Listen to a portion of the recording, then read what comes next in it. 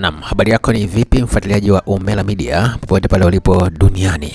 Siku nyingine nzuri tumekutana hapa kwa ajili ya kupeana taarifa ambayo inakuwa ni kubwa zaidi kwenye uwanda wa michezo nchini Tanzania, na ripoti kubwa ni kuhusiana na Young Africans ambao tayari wamekwisha kukwea pipa kuelekea Morocco kwa ajili ya kuvaa FAR Rabat, ikiwa ni moja kati ya mechi muhimu ambayo Young Africans kama watafanikiwa kushinda basi watakuwa moja kwa moja wametinga kwenye hatua ya robo finali katika michuano hiyo mikubwa barani Afrika na kuandika rekodi nyingine ya kufika hatua ya robo finali. Akizungumza katika safari hiyo, afisa habari wa Young Africans kwa maana ya Ali Kamwe ameweka wazi kwamba tayari wana kikosi imara ambacho kinaweza kupambana na timu yoyote barani Afrika kwa hivi sasa.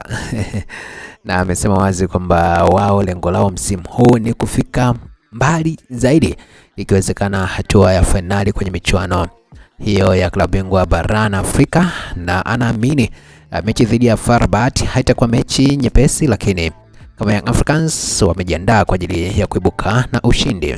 Sasa katika jicho la kiuchambuzi ni kwamba Young Africans wanahitaji kuwa makini zaidi katika mechi hiyo, kwa sababu wao wanahitaji mechi, lakini vile FAR Rabat nao pia wanahitaji mechi. Kumbuka kwamba mechi ya mwisho FAR Rabat watamaliza mechi dhidi ya National Ahli, na ukumbuke kwamba FAR Rabat watawafuata National Ahli pale Egypt, unaona Kwa hiyo wao wanaona kama mechi pekee ambayo na wao wanastahili kushinda ili angalau kuweza kutengeneza mazingira mepesi kabisa kufika hatua ya robo finali ni kushinda dhidi ya Young Africans. Na ukumbuke kwamba katika mechi ya kwanza ambao walicheza na Young Africans walipoteza kwa bao 1-0 katika uwanja New Aman Complex pale Zanzibar.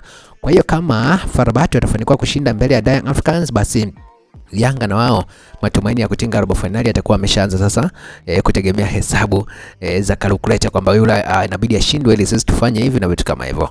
Lakini kama Young Africans watafanikiwa kushinda ama kutoa draw, mfano Yanga wakitoa draw afu wakaja wakashinda mechi ya mwisho ambayo anakuja kucheza hapa Tanzania dhidi ya JS Kabylie, maana yake itakuwa ni rahisi kwao pia kuweza kutinga hatua ya robo finali.